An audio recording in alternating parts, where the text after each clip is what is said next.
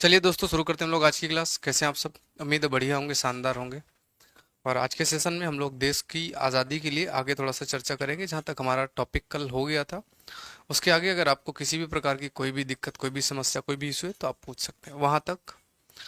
और कल की ही क्लास का पूछिएगा, ज़्यादा पूछिएगा मत पूछिएगा। जैसा कि मैं डेली आपको बता ही देता हूँ कि आपका और कोई भी क्वेश्चन है तो आप पूछ सकते हैं, है ना। शुरू करें, क्या कहते हैं आप लोग? लास्ट क्लास से आगे स्टार्ट करें। आवाज़ आ रही? सब बढ़िया है? चलो। कल हम लोग जो अपना टॉपिक कर रहे थे, उसमें हमारा लास्ट टॉपिक था कांग्रेस का लाहौर अधिवेशन। कांग्रेस का जो लाहौर अधिवेशन है उस पर हम लोग चर्चा करेंगे। आखिर कांग्रेस का लाहौर अधिवेशन इतना ज्यादा इंपॉर्टेंट क्यों है, उसको इतना ज्यादा हम याद क्यों करते हैं? सॉरी। ऐसी कौन सी बात है जो लाहौर के अधिवेशन को हमें याद रखने पर मजबूर करती है? लास्ट क्लास में मैंने आपको बताया था लाहौर अधिवेशन इसलिए इंपॉर्टेंट है, क्यों? क्योंकि लाहौर अधिवेशन में पंडित जवाहरलाल नेहरू उसके अध्यक्ष बने। बहुत से लोग कह रहे थे कि पंडित जवाहरलाल नेहरू को अध्यक्ष ना बनाया जाए, फिर भी पंडित जवाहरलाल नेहरू को क्या बनाया गया? अध्यक्ष बनाया गया।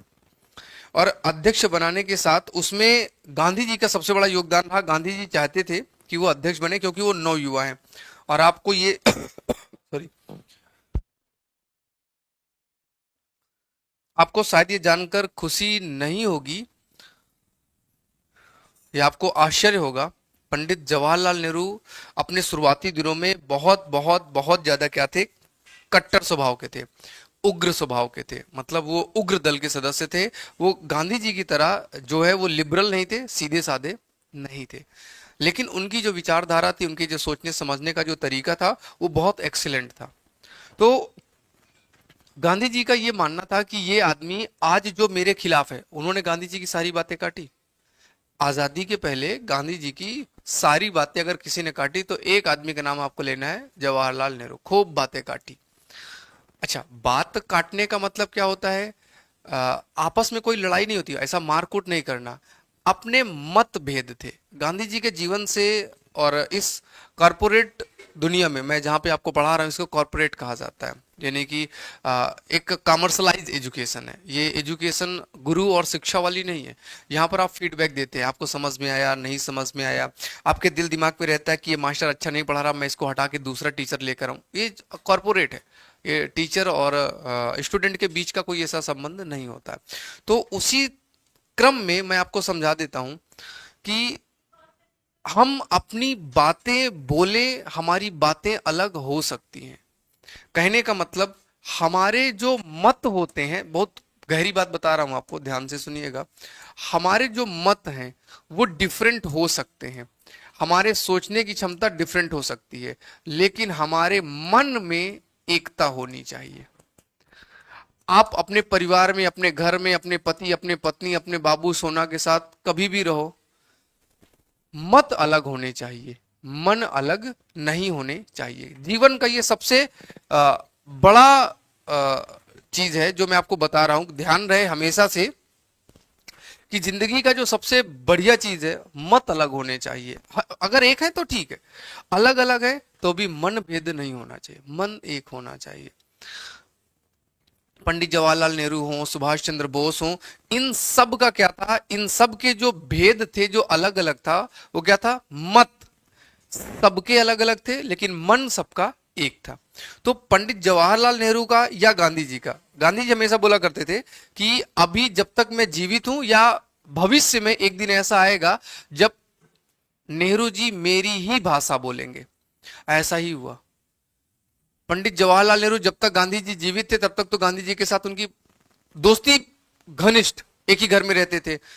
वो कहाँ नेहरू और कहाँ उनके परिवार के लोग गांधी हो गए। गांधी जी ने अपना नाम पकड़ा दिया कि भाई इंदिरा गांधी हो जाएगा नेहरू परिवार में। तो इतना ज्यादा सम्मान था, मन एक था, मत अलग अलग हुआ करते थे। वही चीज लाहौर अधिवेशन में या आगे जहां कहीं भी अपने जीवन में भी आप हमेशा इस चीज को ध्यान रखें कि हमारी जो विचारधारा है वो अलग होनी चाहिए, लेकिन हमारे दिल में किसी के लिए गलत भावना नहीं होनी चाहिए, तब जिंदगी आगे बढ़िया चलती है। लाहौर अधिवेशन इसका जीता जागता उदाहरण। लोग नहीं चाह रहे थे, फिर भी पंडित जवाहरलाल नेहरू को बनाया गया, और इस मीटिंग में पंडित जवाहरलाल नेहरू ने अपनी पूरी योग्यता दिखाई कि आखिर कैसे काम किया जा सकता है, और उन्होंने सबको समझाया कि आप कैसे काम कर सकते हैं। क्या समझाया? कि भाई देखो, अगर आप चाहते हो देश की आजादी तो पूर्ण स्वराज का नारा दो, इंकलाब जिंदाबाद के नारे लगाए गए, वंदे मातरम गीत गुनगुनाया गया, राष्ट्रगान तो अब चल ही रहा था, हमेशा राष्ट्रगान चलता रहेगा, लोगों में एकता बनाए रखने की अपील की गई, सरकार के खिलाफ थोड़ी थोड़ी जगहों पर हम आंदोलन भी कर सकते हैं, लेकिन सबके समर्थन के साथ ही आंदोलन करने की बात की गई थी। तो ये सब, सॉरी, सिस्टम जो है, लाहौर अधिवेशन 1929 से निकल कर आता है, जो कि रावी नदी के किनारे लाहौर में आयोजित होता है कांग्रेस का सत्र। सारे सत्र तो इंपॉर्टेंट नहीं है, कुछ सत्र जरूर इंपॉर्टेंट है। हम्म। तो चलिएगा भैया, हम लोग कुछ बात कर लेते हैं, आप लोगों के कुछ कमेंट्स हैं उनको देख लेता हूँ क्या है कमेंट्स। मेरा 10 दिन छूट गया था, कोमल जी, 15 दिन लग गए, कोई बात नहीं, मैं भी 20 दिन छुट्टी में ही था, absent था। जूली कुमारी बीच में पूछ रही हूँ, क्या पूछा जूली जी आपने? सर मैं मॉडर्न हिस्ट्री के नोट्स पहले ही बना रखे हैं, तो फिर क्या फिर से नोट्स बनाऊं? देखो, सारे टीचर्स एक ही चीज पढ़ाते हैं, तो क्या फिर से क्या बनाओगे? अब कल भी मैंने इस बात पे आपको समझाया था कि आपकी मर्जी है, अगर आपको लगे तो ऐड कर लीजिएगा। जैसे आपके सर जी ने कुछ पढ़ाया होगा तो आपके नोट्स होंगे ही, तो उसी नोट्स को देख लीजिएगा, मेरे वाले से जो मिले उसमें ऐड कर लीजिएगा, अदरवाइज वही नोट्स। अब लाहौर अधिवेशन तो 1929 में ही होगा, कोई भी टीचर पढ़ाएगा तो 1929 ही होगा। तो अगर किसी भी व्यक्ति के पास पहले से नोट्स होते हैं तो उसका तरीका ये होता है कि अपने नोट्स रख कर पढ़े, और जहां पर कोई चीज एडिशनल मिले वहां लिखते जाएं, आपके दोनों नोट्स तैयार हो जाएंगे। फिर इसके बाद है लेक्चर नंबर 26 और 27 का पीडीएफ सेम ही है। मेरा अभी 20वीं वाली कॉपी खत्म हो गई, किसकी है क्या? अब देखो, 26 और 27 का पीडीएफ सेम है। अब भैया बताओ, 26 और 27 का पीडीएफ सेम है, इसमें अब मैं क्या करूं? 26 और 27, अब पहले 26 में जाऊं फिर 27 में जाऊंगा। 26, प्लीज अनब्लॉक कर दीजिए अजीत। निशा सर, हम भी डेली रिकॉर्डेड क्लास देखते हैं। जय हिंद सर, हम रिकॉर्डेड देखते हैं। आफिया, थैंक यू, अनब्लॉक करो। फिर 26 नंबर में है क्या?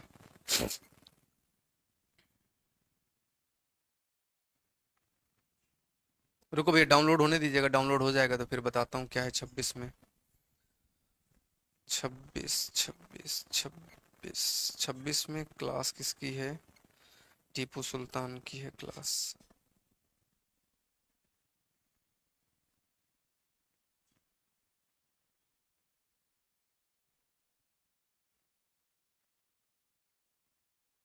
और 25 का कंटेंट सेम है, ये आप कह रहे हो? 26 और 25, 25 का पीडीएफ देखता हूँ भैया, रुको, थोड़ा सा डाउनलोड होने दीजिएगा, देखता हूँ।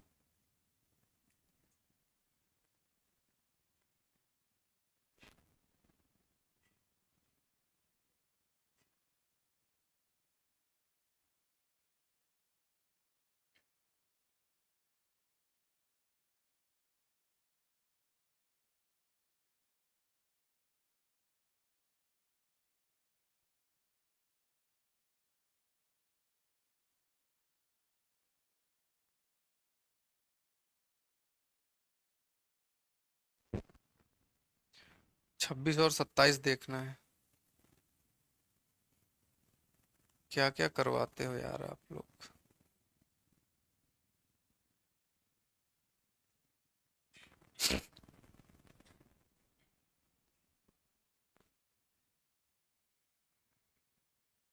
25 और 26 तो अलग अलग है। 27 तारीख,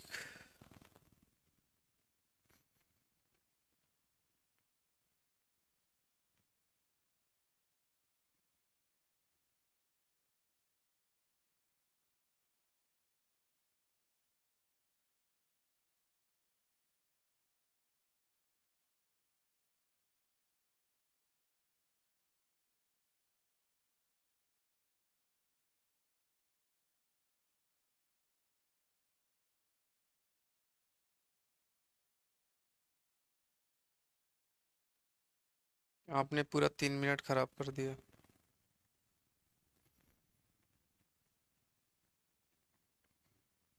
और अगर आप ठीक से देखते तो आपको पता चल जाता कि जो 26 तारीख का लेक्चर है उसमें हमने ब्रिटिश लैंड रेवेन्यू सिर्फ अंडरलाइन किया है, क्लास में नहीं हुआ था। 27 तारीख वाली क्लास में भू राजस्व प्रशासन फिर से पढ़ाया गया है। तो 26 और 27 में ये डिफरेंस है। अगर आपको टाइम मिले, मन हो, दिल तमन्ना इच्छा हो तो एक बार देख लीजिएगा।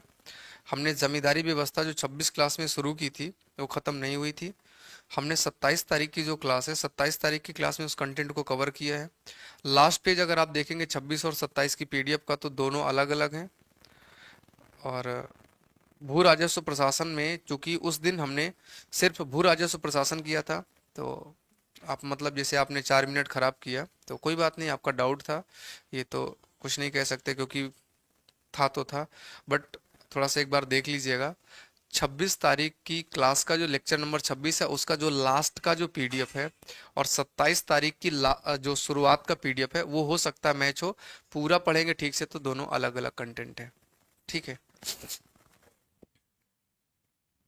मेरा पहले वाला एसएसटी का कॉपी है, फिर से अलग नहीं पता भैया आपको क्या करना है।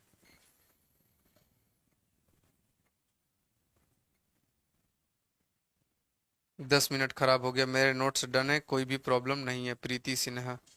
चलो कोई बात नहीं, नहीं ऐसी बात नहीं है, हमारे सब अपने बच्चे हैं, हमारे सब अपने दोस्त हैं, छोटे भाई बहन हैं, है ना। नाराज मत हुआ करो आप लोग, गुस्सा मत किया करो, चलो माफ कर दो। लाहौर अधिवेशन पर हम लोग चर्चा कर रहे थे। लाहौर अधिवेशन के बारे में बात करते हैं। लाहौर अधिवेशन कांग्रेस का वार्षिक अधिवेशन कहाँ हुआ? 1929 में। और कल मैंने आपको कहानी सुनाई थी कि हमने जो आजादी पहले शुरुआत में मनाई 29 से 47 तक, कब मनाई? 26 जनवरी को। हालांकि 30 में पहली बार मनाई गई।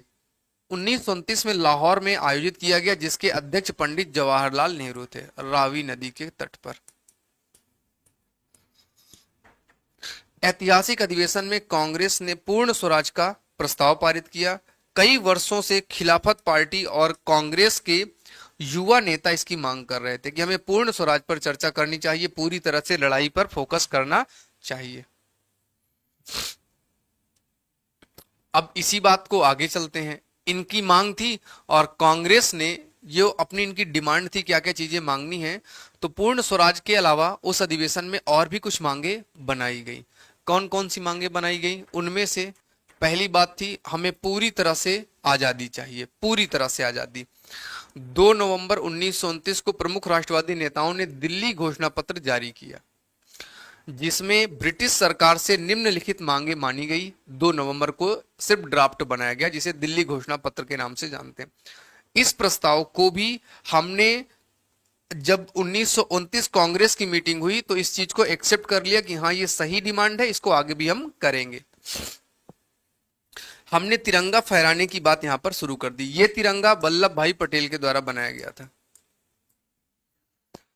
तिरंगा फहराने का काम यहां से शुरू हो गया। और अब हर साल, हर वर्ष 26 जनवरी को तिरंगा फहराया जाएगा। तो चूंकि ये साल 29 था, तो अब जो झंडा फहराया जाएगा, कब फहराया जाएगा? अब झंडा फहराया जाएगा 1930 में। फिर आता है राष्ट्रीय भावना का विकास। क्या करना है हमें?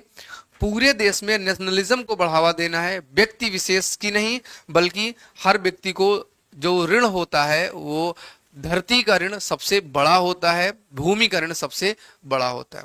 सबसे बड़ा ऋण कौन सा होता है? धरती का, जमीन का ऋण सबसे बड़ा होता है।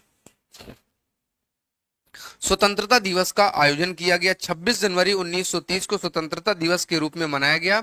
वंदे मातरम गीत को यहां पर क्या किया गया? गाया गया, सेलिब्रेट किया गया। क्या किया गया? सेलिब्रेट किया गया। वंदे मातरम गीत को शुरू किया गया।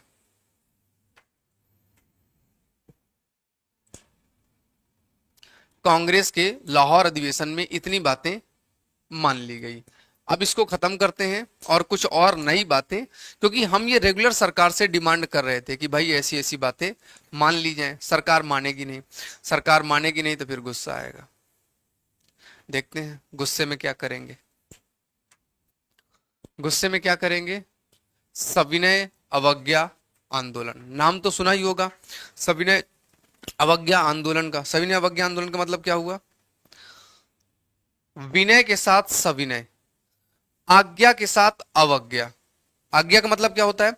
किसी भी व्यक्ति की बात को मान लेना, किसी व्यक्ति की क्या कर लेना? बात को मान लेना कि हाँ नहीं, आप जो बोल रहे हो हम आपकी आज्ञा का पालन करेंगे। मैंने कहा कि आप सब लोग अपने नोट्स बना लीजिएगा, आपने अपने नोट्स बना लिए तो उसे क्या बोलेंगे? आपने मेरी आज्ञा का पालन किया। अवज्ञा का मतलब, मैंने कहा नोट्स बना लीजिए, आपने कहा नोट्स चुप बैठे नहीं बनाएंगे। मैंने कहा मैं मारूंगा, आपने हाथ आगे कर दिया। सविनय मतलब एक तो मेरा कहना भी नहीं करोगे, और कहना ना करने के साथ जब मैं सजा देने की बात कह रहा हूं तो आप क्या कह रहे हो? अपना हाथ आगे फैला दे रहे हो। हमने कोई भी बात आपको बोली कि आपको ये वाला काम करना है, आपने वो बात हमारी मानी नहीं और सीधे क्या किया? सजा। हमने बोला कि हम तुमको फांसी दे देंगे, आपने गला आगे कर दिया। अब हम क्या करें? विनय के साथ, रिक्वेस्ट के साथ आपकी बात को नहीं मानेंगे। अंग्रेजी सरकार के जो नियम है उन नियमों को हम बड़े ही सम्मान के साथ तोड़ेंगे।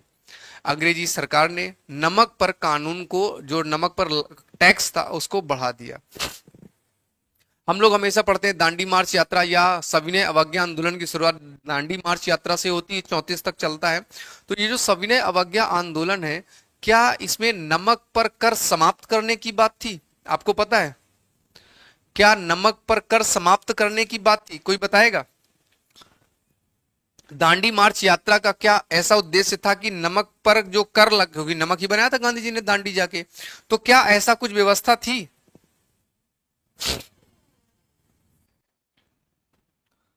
अभी जब मैं कह रहा हूं बोलने के लिए तब नहीं बोलोगे, अभी मैं कोई और बात बोलूंगा फिर 50 तो कमेंट करोगे, फिर कोई कमेंट करेगा अब स्टार्ट कीजिए। कितना गंदा कमेंट लग रहा है ना, अब स्टार्ट कीजिए।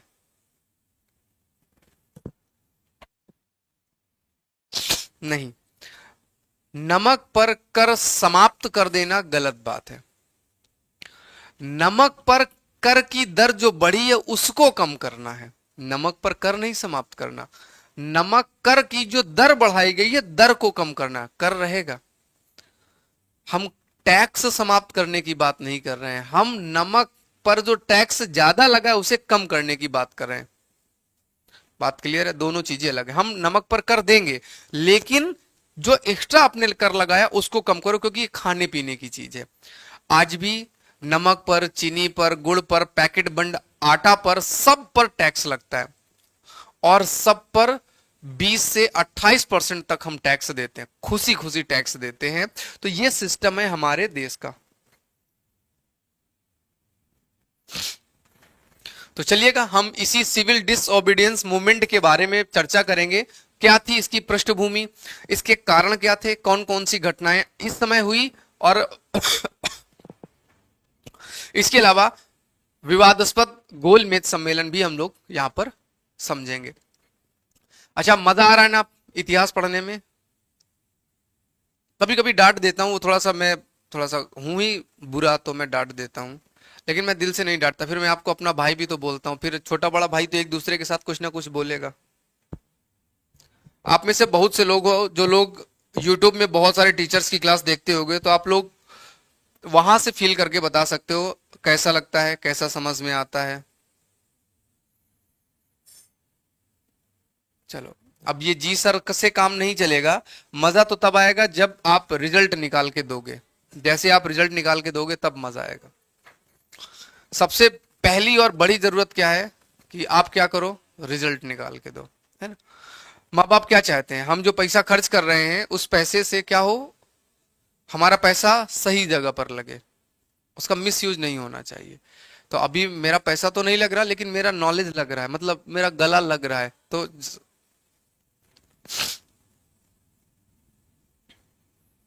चलें। चलो आइए बात करते हैं, गांधी जी ने पृष्ठभूमि पर थोड़ी सी चर्चा कर लेते हैं कि बैकग्राउंड क्या था, आखिर इसको क्यों शुरू किया गया सविनय अवज्ञा आंदोलन। तो हमारे देश में सिस्टम था, नमक पर टैक्स ज्यादा हो गया, लगान पर कटौती, मतलब जो जमीन पर जो टैक्स था वो ज्यादा लग रहा था।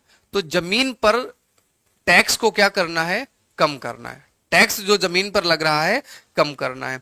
और 1924, 25, 26, 27, 28 आपने पढ़ा क्रांतिकारी समय है, रिवोल्यूशनरीज का टाइम है, और इस समय बहुत से लोग जेल में थे।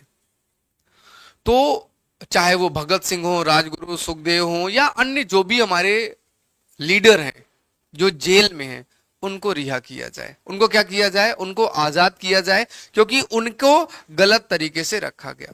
प्लस ये तो अंग्रेजों से था, लेकिन अगर सिर्फ मैं इतना अंग्रेजों से मांगूंगा तो अंग्रेज मुझे देंगे नहीं, और अंग्रेजों के खिलाफ बोल देंगे, आंदोलन ही नहीं करने देंगे। तो फिर मैं क्या करूं, फिर गांधी जी का वही ट्रिक, दारूबंदी। हमारे देश में दारू नहीं पी जाएगी, दारू गलत चीज है। हम अपने देश में हथकरघा चला के खुद कपड़े बनाएंगे, इंडस्ट्री को प्रोटेक्ट करेंगे। सबको मजा आया।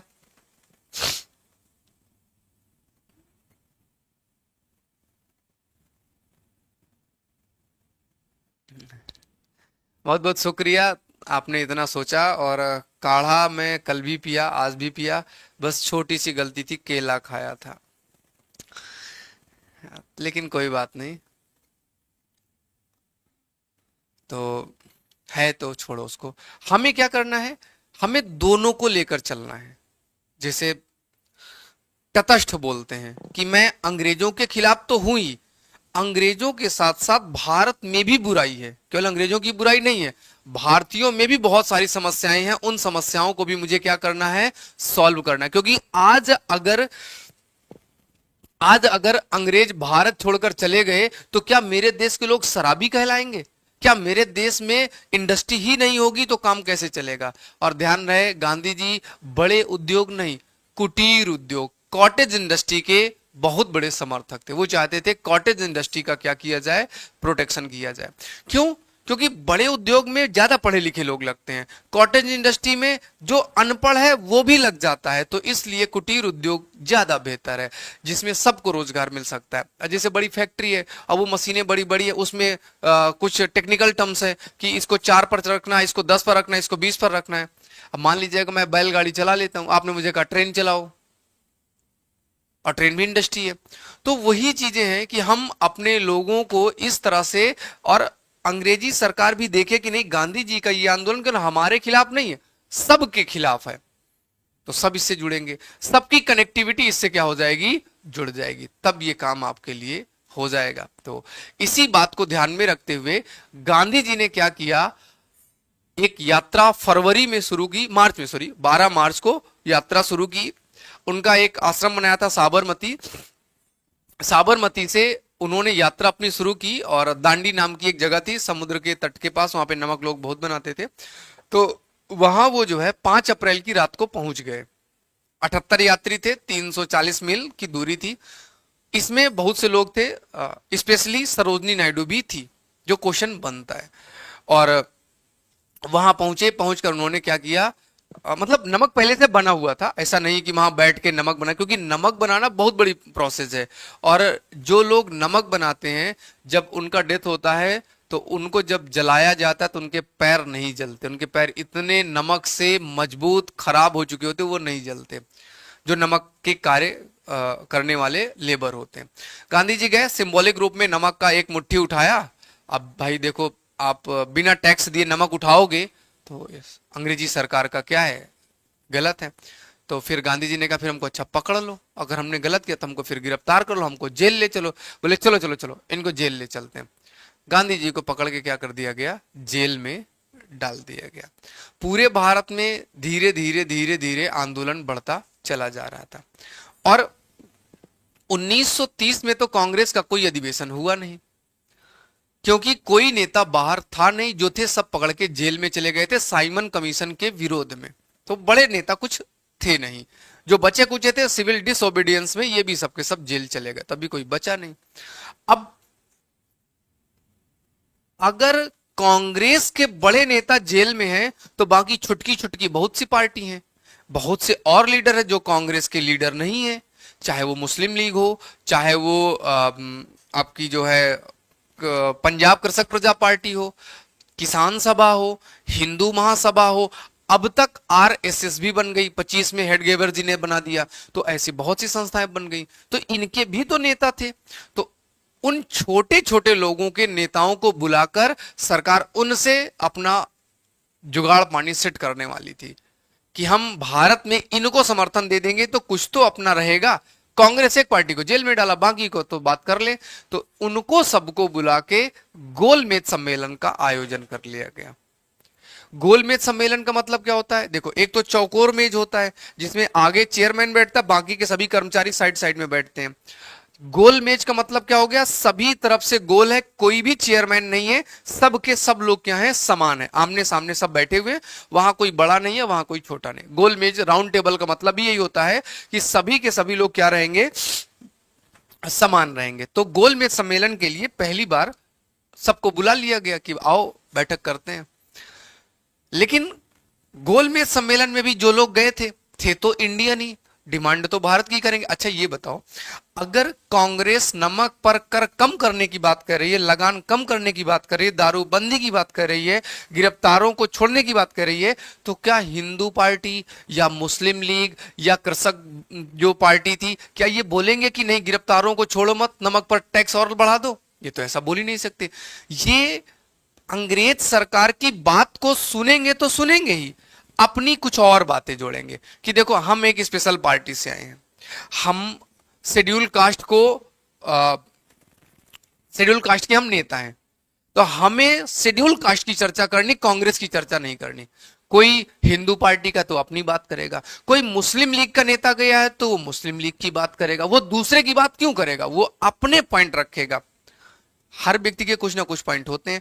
पहली बार की मीटिंग हुई, कुछ रिजल्ट नहीं निकला, तो बाकियों को लगा कि यार ये छोटे छोटे बातें कर रहे हैं, चलो कांग्रेस को भी इसमें शामिल कर लेते हैं। गांधी जी को आजाद किया गया जेल से, बोले आओ गांधी जी बतियाते हैं, मिलते हैं। लेकिन इससे पहले ये जितनी भी बातें थी, इन बातों को जब अंग्रेजी सरकार के पास रखा गया तो सरकार ने माना नहीं। तो क्या सरकार के बुलाने से दूसरे गोलमेज सम्मेलन में कांग्रेस पार्टिसिपेट करेगा, गांधी पार्टिसिपेट करेगा? बिल्कुल नहीं करेंगे। बोले नहीं करना, हम तुम्हारी बात क्यों माने, हम नहीं आ रहे तुम्हारी मीटिंग में, तुमको जो करना कर लो। अब तक तुमने अपने हिसाब से कानून बनाए, आगे भी तुम अपने हिसाब से कानून बना लो, हमें इससे कोई लेना देना नहीं। इस बात को समझने समझाने के लिए इरविन को तैयार किया गया कि इरविन एक काम करो, मिलो गांधी जी से। तो भारत की जो दुर्दशा थी, इससे मिलने के लिए मार्च में 5 तारीख को इरविन और गांधी जी के बीच एक समझौता हुआ कि आओ मिलते हैं, बात करते हैं। गांधी जी की जो मांग थी, गांधी जी की जो मांगे थी, पीछे हमने जो मांग पढ़ा, ये जो मांगे थी, इन सभी मांगों को वो मानने के लिए तो तैयार हो जाएंगे, लेकिन दो बातें नहीं मानेंगे। पहला, बोलेंगे देखो जिसको हमने गिरफ्तार किया उसको तो हम नहीं छोड़ेंगे, क्योंकि उसको हमने क्या किया है? अरेस्ट किया है, उसको हमने क्या किया है? गिरफ्तार किया। अब जिसको हमने गिरफ्तार किया उसको हम नहीं छोड़ेंगे। बोले फिर? बोले दूसरी बात बताओ। बोले कुछ लोग कहते हैं कि भगत सिंह को आजाद कर दो। इरविन ने कहा ये तो दूसरी हमारी बात थी कि हम ये बात नहीं तुम्हारी मानेंगे। तो गांधी जी ने कहा बाकी मान लोगे? बोले हम मालिक बाकी मान लेंगे। तो बोले ठीक है, फिर हम गोलमेज सम्मेलन में भी तुम्हारे यहाँ आएंगे। गांधी जी ने कहा बुलाओ, फिर आते हैं। तो फिर गांधी जी जो है राजपुताना जहाज से पहुंचे वहां पर गोलमेज सम्मेलन में। तो वेस्टर्न चर्चिल ने देखा, मतलब किंग्सले पैलेस में रुके हुए थे, और गांधी जी अपने साथ बकरी लेके जाते थे, पता है उनको बकरी का दूध बहुत पसंद था। और बकरी का जो सेवा पानी है, वो ये बोलते थे कि बकरी की सेवा पानी में, मतलब अभी गाय लेके जाओगे तो कैसे लेके जाओगे यूरोप, या कोई और जानवर कैसे, इतना बहुत बड़े भारी होता है, लेकिन बकरी को तो ले जा सकते। तो गांधी जी को बकरी बहुत पसंद थी, तो गांधी जी बकरी का दूध पीते थे। अभी इसमें कुछ लोग हैं जो गांधी जी का विरोध करते हैं, वो बोलते हैं आप आती बात बता रहे हो। गांधी जी की जो बकरी थी तो वो छोटी, लेकिन उसकी सेवा में बहुत लोग लगे होते थे, और कितने रुपए से ज्यादा का उसका खाना पीना खर्चा था। अब देखो भाई, लोग क्या बोलते इससे अपने को मतलब नहीं है, लेकिन गांधी जी क्या करते थे? तो गांधी जी बकरी का दूध पीते थे। और वहां गए तो हॉल में जब गांधी जी थे तो एक ही लुंगी पहने हुए थे, क्योंकि देश से उन्होंने कपड़ा पहनना छोड़ ही दिया था। तो एक लुंगी केवल पहने हुए थे, सफेद रंग की खादी लुंगी। तो वेस्टर्न चर्चिल जो वहां का प्रधानमंत्री था, उसने देखा गांधी जी को, अरे बोला आधा नंगा आदमी, मतलब हाफ न्यूड, और वो भी संत, अर्ध नग्न फकीर की उपाधि दे दी है कि गांधी जी तो आधे कपड़े पहने हुए हैं, लेकिन हैं ये फकीर, यानी कि संत महात्मा टाइप के ब्रह्मचारी लोग हैं। और बड़े बड़े साइंटिस्ट उनको बोलते हैं, आइंस्टीन जैसे लोग, कि आगे आने वाली पीढ़ी शायद ही यह बात स्वयं भारत के एक्सेप्ट कर पाए कि हाड़ मास का ऐसा पुरुष भारत में जन्म लिया था, रहता था। और नो डाउट आज हमारे देश में गांधी जी को लोग एक्सेप्ट नहीं करते हैं, बहुत से लोग उन पर क्वेश्चन उठाते हैं। ये बात उसकी सच हो गई, क्योंकि वो भी आइंस्टीन कौन सा कम दिमाग का था। आज भी लोग गांधी जी के खिलाफ बोलते ही हैं कि गांधी जी ऐसे हैं। उसने कहा था कि शायद ही भारत के लोग इस चीज को एक्सेप्ट करें कि भारत में ऐसा कोई एक व्यक्ति रहता था। तो ये आज का अपन पूरा का पूरा सेगमेंट रहा। फिर इसके बाद गांधी जी की जो बातें थी उन लोगों ने मानी नहीं, और अगले साल तीसरा गोलमेज सम्मेलन हुआ, और प्रधानमंत्री जो थे उन्होंने एक नई घोषणा की, उसे हम कम्युनल अवार्ड, सांप्रदायिक पंचाट या मैकडोनाल्ड की घोषणा कहते हैं। उस घोषणा में क्या किया गया, क्योंकि बार बार बाबा साहब बी आर अम्बेडकर मीटिंग में जा रहे थे, तीनों गोलमेज सम्मेलन में गए थे, उन्होंने कहा था कि भाई पीछे तुम 4 लोगों को दे चुके हो सेपरेट इलेक्शन, तो हम भी माइनॉरिटी में हैं, हमारी भी संख्या कम है, हम भी डेवलप्ड नहीं है, हमारे लिए भी सेपरेट इलेक्शन का मेथड दिया जाए, हमें भी पृथक निर्वाचक मंडल दिया जाए। तो इनको भी सांप्रदायिक पंचाट 1932 में दे दिया गया कम्युनल अवार्ड्स की, हाँ ठीक है तुमको भी हम सम्मानित करते, तुम भी अलग निर्वाचन में लड़ सकते हो। अब गांधी जी दूसरे गोलमेज सम्मेलन में लड़के आ गए थे, तब देखो हाँ करके आते तो इज्जत मिलती, लड़के आते तो चलो जेल, अभी सजा थोड़ी ना खत्म हुई, आ जाओ जेल में। गांधी जी फिर से जेल पहुंच गए, पुणे की अरवदा जेल में गांधी जी। और पता चला कि अंग्रेज सरकार ऐसा कर रही है, गांधी जी बोले यार ये तो बहुत गड़बड़ है, हिंदू के अंदर 2 पार्ट कर रहे हो आप, ये तो नहीं होने देंगे। गांधी जी ने आमरण अनशन शुरू कर दिया कि मैं तो मर जाऊंगा, मैं तो मर के रहूंगा, ऐसे मेरे को रहना नहीं है। गांधी जी ने ऐसा बोला, खाना पीना छोड़ दिया। तो बाकी के जो बड़े मतलब यूरोप के लोग थे, उनको तो ये था कि देखो आप डिमांड कर रहे थे, हमने आपकी मांग पूरी की, देने वाला हमेशा खुश होता है, वो तो लेने वाला जाने वो ले रहा है कि नहीं ले रहा है। तो बाबा साहब बी आर अम्बेडकर पर नैतिक दबाव बना, बाबा साहब बी आर अम्बेडकर पर एक दबाव बना कि अगर गांधी जी को कुछ हो गया तो आप इतने फेमस अभी नहीं हो, तो आपके लिए दिक्कतें हो जाएंगी। तो बाबा साहब बी आर अम्बेडकर पर जब नैतिक दबाव बना, तो बाबा साहब बी आर अम्बेडकर पहुंचे यरवदा जेल, चलो भाई आते हैं मिलते हैं। तो वो पुणे में जगह थी, तो पुणे में जाके उन्होंने गांधी जी से बात की। तो गांधी जी ने कहा देखो भाई, अगर आपको लगता है कि आपका प्रतिनिधित्व तो नहीं है, तो हम आपके लिए कुछ सीटें अलॉट कर देते हैं कि इतनी सीटों पर केवल शेड्यूल कास्ट चुनाव लड़ेगा और कोई चुनाव नहीं लड़ेगा, लेकिन वोटिंग हम सब करेंगे, चुना जाएगा शेड्यूल कास्ट का ही व्यक्ति, लेकिन सब वोटिंग करेंगे, एक व्यक्ति वोटिंग, ऐसा नहीं है कि केवल शेड्यूल कास्ट को शेड्यूल कास्ट का ही व्यक्ति वोट करेगा, नहीं। अगर 500 सीट है तो 147 सीटें हमने आपको दी। अब इन 147 सीटों में केवल और केवल शेड्यूल कास्ट का ही व्यक्ति चुनाव लड़ेगा, वोटिंग ठाकुर पंडित ब्राह्मण जैन बौद्ध हिंदू मुस्लिम सिख ईसाई सब वोटिंग करेंगे। तो इससे उनका इज्जत भी रह गया, और ये जो सांप्रदायिकता धर्म के अंदर धर्म जोड़ने वाली बात थी वो क्या हो गई, समाप्त हो गई। तो इस तरह से इसे हम पूना पैक्ट के नाम से जानते हैं, जिसमें गांधी जी और गांधी जी के साथ बी आर अम्बेडकर का संधि समझौता होता है। हालांकि गांधी जी जेल में थे, उन्होंने साइन नहीं किया था, बाकी के लोगों ने इस पर साइन किया था।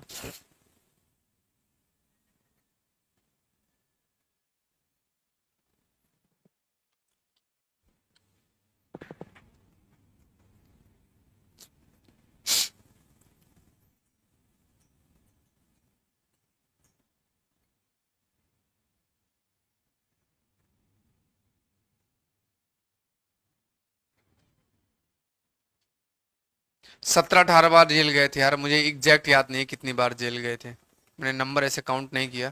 आए दिन आते जाते रहते थे, उन्हें कोई फर्क वरक नहीं पड़ता था, ऐसे नमक बनाना है।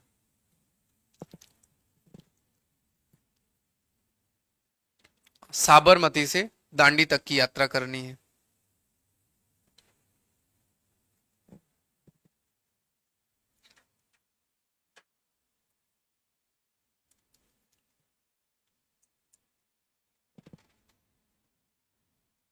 नमक यात्रा, जिसे बाद में दांडी मार्च कहा गया। दांडी तक लोग पहुंचे, रास्ते में गाना पीना सब था। बिल्कुल रिया जी बता रहा हूँ, बस वेट करो, दोबारा गांधी पैक्ट तक पहुंचते आपको सब दोबारा रिवीजन हो जाएगा, बिल्कुल चिंता मत कीजिएगा। सब कुछ अभी तो एक बार सिर्फ आपको कहानी सुनाया है, दोबारा फिर आपको सब पढ़ाऊंगा, जस्ट चिल। अभी तो एक बार समराइज किया है, दोबारा एक अभी आपको इधर पढ़ा रहा हूँ ना। अभी तो लोग फिर जाएंगे सिविल डिसोबीडियंस में, तो काहे परेशान हो। गांधी जी ने बोला कि लाओ मैं नमक बना ही लेता हूँ। 78 के साथ चले थे, लाखों हजारों लोग गांधी जी के साथ हो गए, इसे कहते हैं पावर ऑफ गांधी। सविनय अवज्ञा आंदोलन क्यों, क्यों हुआ, अभी नहीं समझ में आएगा फिर पूछ लीजिएगा, टेंशन नॉट। 1930 में महात्मा गांधी ने भारतीय स्वतंत्रता संग्राम के तहत असहमति आंदोलन की शुरुआत की। सविनय, विनय के साथ अवज्ञा, आज्ञा का उल्टा आज्ञा न मानना, असहमति आंदोलन की शुरुआत की। इस आंदोलन के पीछे कई कारण थे, कई घटनाएं थी। ब्रिटिश शासन के प्रति भारतीय जनता के बढ़ते असंतोष को दर्शाता है। क्या दर्शाता है, असंतोष को दर्शाता है। जब आप लोग पूछते हो ना कि ये समझ में नहीं आया, तो टीचर को लगता है बच्चा मेरी बात सुन रहा था, हाँ मेरे से कुछ चूक हो गई।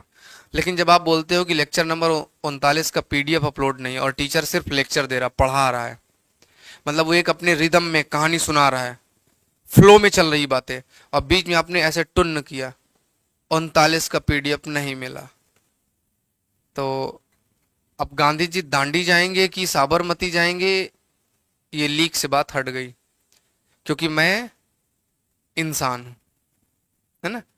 तो इस बात का ध्यान रखना चाहिए, मुझे ऐसा लगता है। भविष्य में जब आप टीचर बनोगे तो शायद आप लोग ऐसा कुछ फील करोगे, बाकी तो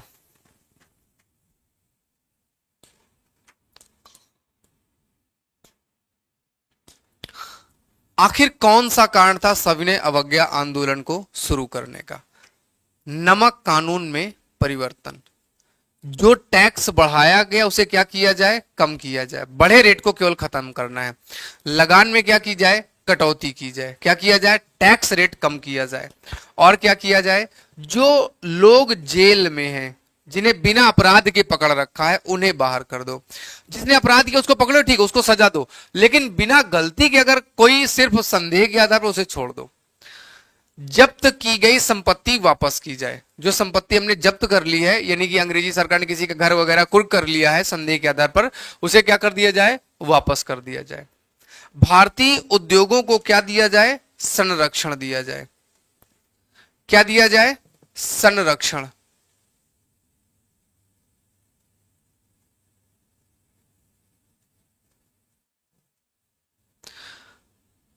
अब ये वाला तो भारतीयों से ही हो सकता है।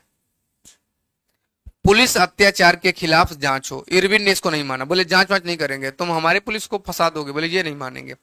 शराब प्रतिबंध, आपराधिक न्यायिक विभाग में सुधार हो, मतलब सबको सुना जाए, सुनने के बाद सजा दी जाए।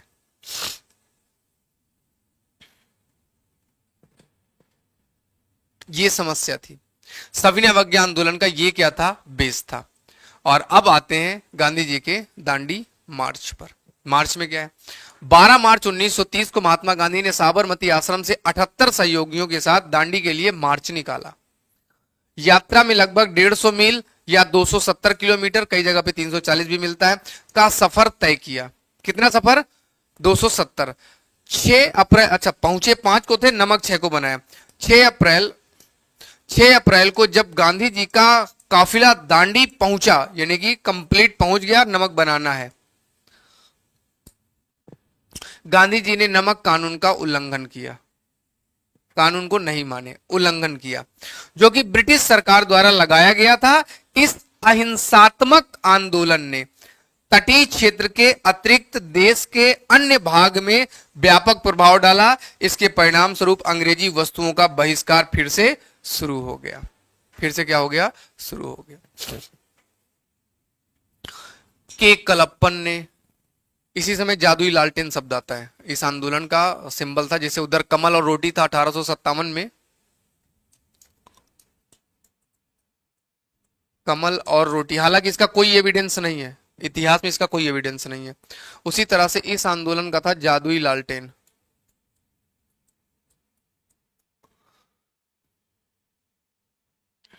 एक आपको कहानी सुनाता हूँ लालटेन से ही संबंधित। अब इतिहास तो खत्म हो ही जाएगा, जिस दिन चाहोगे उस दिन खत्म हो जाएगा। आप लोग भविष्य में अधिकारी बनोगे तो आपको मदद करेगी, आपको काम आएगी। सुनो, एक हमारे बहुत घनिष्ठ अंकल जी हैं, वो वेटनरी में डॉक्टर हैं, मुख्य चिकित्सा अधिकारी हैं। वेटनरी मतलब जानवरों के डॉक्टर हैं। हर एक ब्लॉक में, यूपी में क्या किया गया, बहुत सारी गौशालाएं खोली गई हैं। तो उसके पहले डॉक्टरों की नियुक्ति हुई थी। तो वो जो है कृत्रिम गर्भाधान, आपने सुना होगा, एआई जिसको बोलते हैं, तो वो ऐसे काम, प्लस डॉक्टर बीमार हो जाए, और बहुत सभ्य आदमी, मतलब एक्सट्रीम लेवल के सभ्य, जैसे डॉक्टर होते हैं ना सीधा साधा, वैसे वो सभ्य आदमी थे। उनकी ज्वाइनिंग हुई, तो जब ज्वाइनिंग हुई तो ऑफिस उनको एक पूरा मिला, मतलब अकेले वो पूरे ऑफिस के पूरे मालिक थे। ऑफिस मिला, ऑफिस में उन्होंने अपनी एंट्री की, साइन किया, नौकरी करने लगे।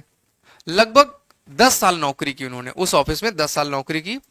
अभी जो है दिसंबर में उन्होंने अपना ट्रांसफर कराया इलाहाबाद, कि मुझे जो है इलाहाबाद में अपने घर में रहूंगा, और इलाहाबाद में घर वगैरह बनवा लिया। बढ़िया पैसा मिल रहा डॉक्टर को, और बच्चों को भी वहीं पढ़ाऊंगा। तो वो इलाहाबाद जाने लगे, बहुत प्रयास किया कि ट्रांसफर हो जाए, तो 10 साल में ट्रांसफर हुआ। अब 10 साल में ट्रांसफर हुआ तो आप अपना चार्ज किसी को देकर जाएंगे, ट्रांसफर हो भी जाएगा तब भी, जब कोई संभालने वाला है तभी आप उसको अपना चार्ज दे के तब जाएंगे। अब डॉक्टर साहब को अपना जो पावर था दूसरे को देना था। वहां पर एक नया डॉक्टर आया। नया डॉक्टर आया तो उसने कहा ठीक है सर, आप मुझे कार्यभार दे दीजिएगा। तो इन्होंने कार्यभार पकड़ा, एक उसमें लिस्ट लिखी हुई थी, लिस्ट भी सब उस आदमी को मिलना था, उसे सब में साइन करना था। तो वो थोड़ा सा होशियार था, उसने कहा लाओ देख लेते लिस्ट में है क्या। लिस्ट में लिखा हुआ था एक तखत, बोला सामने तखत तो दिख रही है, मेज, बाल्टी, डब्बा, सब लगता है हॉस्पिटल में। अब भाई हॉस्पिटल की सरकारी चीज जो भी खरीदी जाती है सब लिखा रहता है, हर एक चीज लिखी रहती है, वो जिंदा या मुर्दा होना चाहिए। बाल्टी लिखी है तो बाल्टी होनी चाहिए। वो कित अब 10 साल की टूट गई लेकिन होनी चाहिए। आप भी इस बात को ध्यान में रखेंगे, जब भविष्य में आप सरकारी कर्मचारी बनेंगे तो जब भी कभी आपको कोई काम मिलेगा तो पूरे डॉक्यूमेंट्स पढ़ कर लेने हैं। अब डॉक्टर साहब ने 10 साल पहले जब वो कार्यभार संभाला था, कुछ नहीं पढ़ा था कि हाँ ऑफिस से ठीक है काम करेंगे, कार्यभार मिल गया। अब उसमें निकल रहा है लालटेन। आज के सीजन में लालटेन का कोई महत्व तो है नहीं। और 10 साल पहले की लालटेन कौन याद रखे, 10 साल पहले ही खो गई होगी। लेकिन अब जो नया आया है, क्योंकि सरकार उससे लालटेन मांग सकती है, तो अब वो लालटेन कहां से, उसने बोला डॉक्टर साहब जाने से पहले लालटेन दे के जाइए। डॉक्टर साहब अब लालटेन ढूंढ रहे हैं। बहुत ढूंढा, दुकानों में नहीं मिली लालटेन, क्योंकि अब लालटेन का जमाना नहीं रहा, तो अब लालटेन मिले ना। तो फिर वो घर घर ढूंढने लगे कि भैया किसी के पास लालटेन रखी हो, बची हो, तो हमसे एक्स्ट्रा पैसे ले लीजिएगा, हमको लालटेन नहीं तो हमारा ट्रांसफर नहीं होगा जब तक हम लालटेन नहीं देंगे।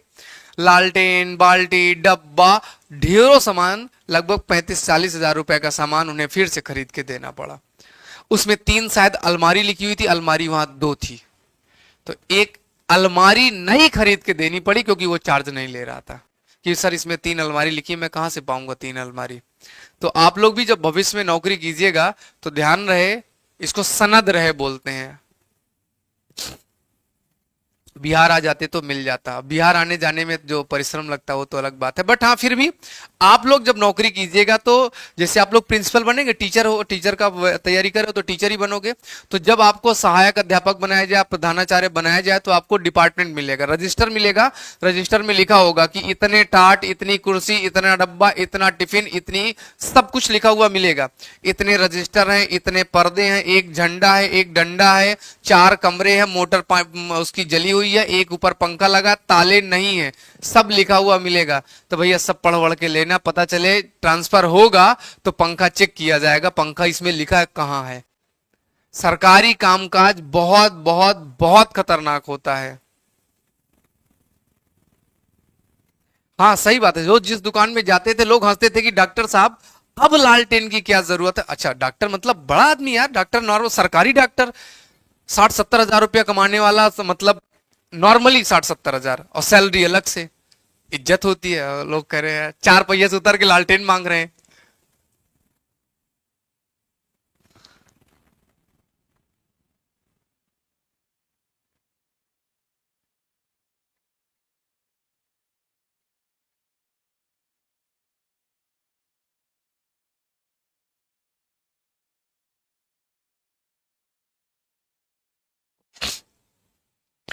जादुई लालटेन का भी भैया अपना एक अपना महत्व है। तो कुल मिला के नमक सत्याग्रह शुरू किया गया और नमक को क्या किया गया, बना लिया गया और काम हो गया। नमक बनाया गया, गांधी जी को जेल डालना ही डालना है तो डाल दीजिएगा गांधी जी को जेल, जो होगा देखा जाएगा। यहां पे एक शब्द लिखा हुआ है कि ये केवल तटीय क्षेत्र में नहीं था, अन्य क्षेत्रों में भी था। जैसे पश्चिमोत्तर प्रांत में, पश्चिमोत्तर प्रांत का मतलब जो पंजाब के उधर का जो क्षेत्र है, उधर गुजरात के ऊपर, उसमें क्या था, वहां पे एक आदमी था, उनका नाम था सीमांत गांधी, अबुल गफ्फार खान। सीमांत गांधी का टाइटल मिला, कितने योग्य रहे होंगे कि गांधी के बराबर तुलना की जाती थी। और विदेशों में हमने दो लोगों को भारत रत्न, सॉरी, दो लोगों को भारत रत्न दिया है। एक अबुल गफ्फार खान जो कि पाकिस्तान में रहते हैं, मतलब अभी निधन हो गया, आजादी के बाद पाकिस्तान चले गए थे। अबुल गफ्फार खान को भारत रत्न दिया गया और एक नेल्सन मंडेला को भारत रत्न दिया गया, दो लोगों को। तो ये वही है व्यक्ति, नाम है अबुल गफ्फार खान। इनको सीमांत गांधी कहा जाता है। इन्होंने भी नमक आंदोलन चलाया, इन्होंने पश्चिमोत्तर प्रांत में चलाया और इन्होंने अपना जो आंदोलन चलाया उसमें लोग लाल कलर के कपड़े पहनते थे, तो इन्हें लाल कुर्ती आंदोलन के नाम से जाना जाता है। और एक पाख्तून पत्रिका भी आगे लिखा है, पाख्तून पत्रिका भी चलाई। के कलप्पन ने केरल में, मद्रास में, मैसूर में, अलग अलग जगहों पर लोगों ने इस आंदोलन को और डीप में लेके गए। केवल गुजरात में नहीं था, पूरे भारत में नमक अलग अलग जगहों पर बनाया गया। सरकार परेशान हो गई।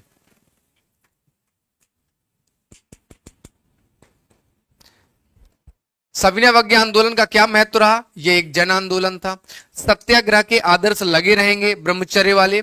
संरचनात्मक कार्य, अभी संरचनात्मक मतलब कंस्ट्रक्टिव कार्य, कंस्ट्रक्टिव कार्य का मतलब निर्माण कार्य जारी रहना चाहिए। हमें डेवलपमेंट के सारे कार्य आगे बढ़ाते रहने हैं, डेवलपमेंट को पीछे नहीं करना, जिससे लोगों में अशांति ना आए, लोगों में हीनता ना आए, उनकी बीपी लो नहीं होनी चाहिए। वो प्रगति की तरफ सोचते रहे कि हाँ यार, अगर अंग्रेज सरकार चले जाएंगे तब भी हमारे पास खाने पीने का है। ऐसा नहीं कि आंदोलन में बैठे काम खत्म। गांधी जी भी बिजनेस करते रहते थे, ऐसा नहीं केवल आंदोलन करते थे। खाना कैसे चलेगा, तो अपना धंधा पानी भी चलता रहे और देश के लिए भी काम करते रहे। तो कंस्ट्रक्टिव कार्य में भी आपको लगे रहना है, निर्माण कार्य में लगे रहना है। हिंदू मुस्लिम एकता की कमी यहां पर देखने को मिलती है। क्या मिलती है, हिंदू मुस्लिम एकता की कमी। अंग्रेजी वस्तुओं की डिमांड कम हो गई क्योंकि कंस्ट्रक्टिव कार्य की वजह से भारत में ही निर्माण क्या हो गया, शुरू हो गया था। कुछ और जगहों पर जैसे धरासान सत्याग्रह बहुत इंपॉर्टेंट है, बहुत पूछा जाता है। इसमें सरोजनी नायडू और इमाम साहब के नेतृत्व में हुआ था। पहले तो कुछ ही लोग थे, बाद में 1500 से ज्यादा महिलाएं इस आंदोलन में शामिल हो गई थी, तो बहुत बड़ा आंदोलन था। इसे धरासान आंदोलन के नाम से जानते हैं। सरोजनी नायडू ने चलाया, नमक बनाने का ही है धरासान की घटना। इसी तरह से सीमांत गांधी, मैंने आपको जो बताया, पश्चिमोत्तर प्रांत में आंदोलन सीमांत गांधी के नाम से जाना जाता है, अबुल गफ्फार खान ने चलाया था। इसके आंदोलनकर्ता अपने लिए लाल कुर्ती पहनते थे, इसलिए इसे लाल कुर्ती आंदोलन कहा जाता है। और खुदाए खिदमतगार नाम से इन्होंने इस पूरे आंदोलन को चलाया था। इनकी पत्रिका कहीं नहीं लिखी है, नहीं लिखी तो लिख लीजिएगा, पाख्तून पत्रिका लिख दो। अबुल गफ, वैसे बुक वाले में मैंने लिखाया होगा बट फिर भी लिख देता हूं, पाख्तून पत्रिका। और जादुई लालटेन, प्रभात फेरी। प्रभात फेरी हर जगह रहेगी, सुबह सुबह प्रभात फेरी करो। आंदोलन के दौरान विभिन्न सांस्कृतिक कार्यक्रमों का आयोजन किया गया, जैसे कि जादुई लालटेन और प्रभात फेरी।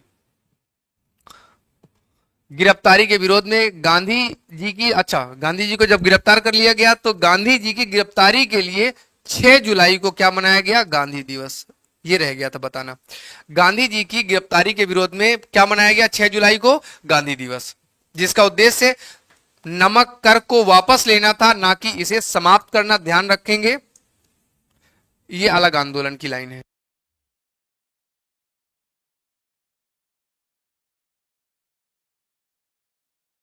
अब चलते हैं प्रथम गोलमेज सम्मेलन, क्योंकि हम लोग अभी कंडीशन हमारी आगे आ गई है, तो 1930 में प्रथम गोलमेज सम्मेलन करा लेते हैं और फिर इसके बाद आगे हम लोग चलते हैं, बात करते हैं। पहला गोलमेज सम्मेलन 12 नवंबर 1930, सारे लंदन में होंगे। गोलमेज सम्मेलन में क्या होगा, पहला गोलमेज सम्मेलन। एक महत्वपूर्ण घटना, क्योंकि अब सभी लोग समान रहेंगे, कोई छोटा बड़ा नहीं, सब समान है। बाकी इस टाइप का जो गोल होता है चौकोर वाला, इसमें ये हेड होता है, बाकी के लोग इसके कलीग होते हैं। जितना दूर उतना दूर का आदमी, उतना दूर का पद वाला व्यक्ति हो जाता है। ब्रिटिश सरकार के प्रतिनिधियों के बीच बातचीत हुई, इंपॉर्टेंट था, इससे पहले कभी भारतीयों को समानता नहीं दी गई। सम्मेलन का उद्देश्य भारत में संवैधानिक सुधारों पर चर्चा करना। कांग्रेस शामिल नहीं हुई, कांग्रेस केवल दूसरे में शामिल हुई क्योंकि अभी सब जेल में है, तो कांग्रेस ने शामिल होने से मना कर दिया। पहला गोलमेज सम्मेलन। और अब आगे की घटना, आगे की घटना क्या होगी? पहला गोलमेज सम्मेलन तो हो गया, लेकिन अब दूसरा गोलमेज सम्मेलन। और दूसरे गोलमेज सम्मेलन के लिए गांधी जी और लॉर्ड इरविन दोनों आपस में बैठक करते हैं। गांधी जी बहुत दिन से जेल में थे, उधर जो है उसमें अप्रैल में जेल चले गए थे, तो अप्रैल में जेल में रहेंगे, कोई सुनवाई हो नहीं रही, तो इरविन के ऊपर दबाव बना कि गांधी जी से कुछ सुलह समझौता करते हैं। गांधी जी ने जो मांग की थी, तो 5 मार्च 1931 को गांधी और इरविन के बीच एक बैठक होती है। इसे इरविन पैक्ट के नाम से जानते हैं। और इसमें इरविन ने गांधी की सारी बातें मान ली, बस वही था कि भगत सिंह की आजादी नहीं मानी जाएगी, और जो गिरफ्तार बंदी हैं, जो कि आपराधिक हैं, उनके खिलाफ कोई जांच नहीं होगी। अंग्रेजों मतलब जो पुलिस ने ज्यादती की है उसके खिलाफ कोई कार्रवाई अंग्रेजी सरकार नहीं करेगी। तो वही इनके दोनों के बीच में समझौता हस्ताक्षर होता है, इसे बोलते हैं। और यहीं पर गांधी जी से उन्होंने मना भी लिया कि चलो तुम दूसरे गोलमेज सम्मेलन में शामिल भी हो जाना। कब हुआ? 5 मार्च 1931। इसी में कुछ दिन के बाद भगत सिंह को फांसी दी जाएगी। गांधी इरविन समझौता भारतीय स्वतंत्रता संग्राम में महत्वपूर्ण मील का पत्थर था। यह समझौता Mahatma Gandhi, British viceroy Lord Irwin के बीच हुआ। इसमें निम्नलिखित बिंदुओं पर सहमति बनी। बहुत से बिंदुओं पर सहमति बनी। कौन कौन से बिंदु थे? सविनय अवज्ञा आंदोलन स्थगन, गांधी जी इसको रोकेंगे, समाप्त नहीं करेंगे, एडजर्न, इसे गांधी इरविन पैक्ट बोलते हैं। राजनैतिक कैदियों की रिहाई, जो युद्ध में नहीं थे, मारा कूटा नहीं, किसी की हत्या नहीं की, हिंसात्मक नहीं, तो उनको आजाद करो। आपातकालीन अध्यादेश वापस ले लो, जो आपने सबको पकड़ के जेल में डालने के अध्यादेश जारी किए वापस करो। नमक कानून में संशोधन करो। जब्त की गई संपत्ति वापस करो। शांतिपूर्वक आंदोलन का अधिकार दो। और दूसरे गोलमेज सम्मेलन में भागीदारी। गांधी जी ने कहा चलो ठीक है, मैं दूसरे गोलमेज सम्मेलन में क्या हो जाऊंगा। लेकिन गांधी इरविन समझौते में कांग्रेस के नेता, जितने लोग आप जानते हो सब कांग्रेस के ही नेता थे उस समय। लेकिन इसमें, इस समझौते में कुछ विवाद है। क्या है? विवादास्पद मामला। लोग कहते भगत सिंह की सजा की माफी गांधी जी ने नहीं कही, कुछ लोग कहते गांधी जी ने मांगा था, इरविन ने मना कर दिया था। कुछ लोग कहते गांधी ने कहा था वो बिगड़ैल लड़का है, मैं उसकी माफी नहीं मांगूंगा। कुछ लोग गांधी के पक्ष है, कुछ लोग गांधी के विपक्ष में है। आप किसी पक्ष में मत रहिएगा। इरविन ने भगत सिंह की सजा माफ करने का प्रस्ताव अस्वीकार कर दिया। भगत सिंह की सजा को माफ करने से इरविन ने मना कर दिया, जबकि उनकी फांसी की सजा 23 मार्च 1931 को दे दी गई। पुलिस ज्यादतियों की जांच नहीं करेंगे।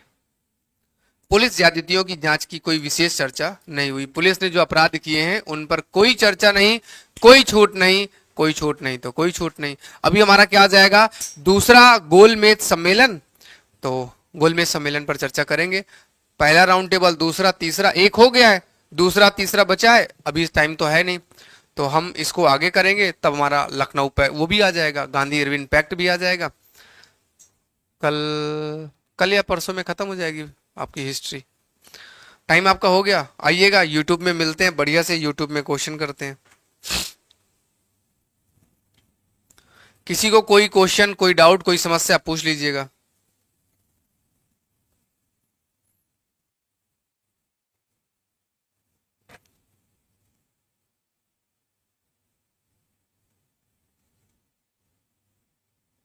किसी का कोई डाउट, कोई समस्या, कोई प्रॉब्लम है, पूछ लीजिएगा।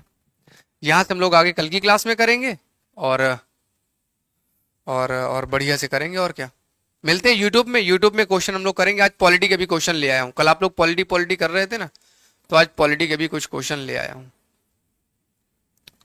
मिलके करेंगे पॉलिटी के क्वेश्चन। चलो, bye bye and take care.